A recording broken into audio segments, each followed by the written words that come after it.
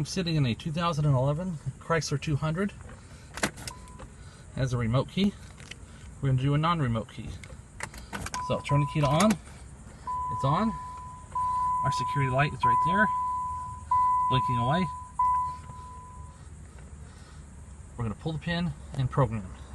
Here we go.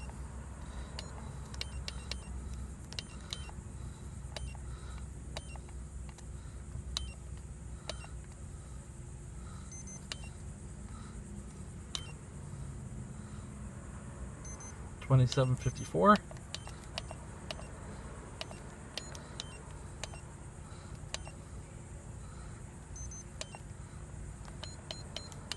$27.54.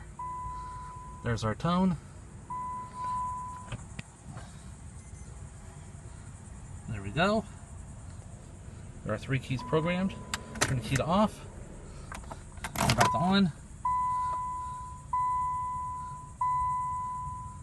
Light is out. Starts up. And we're done.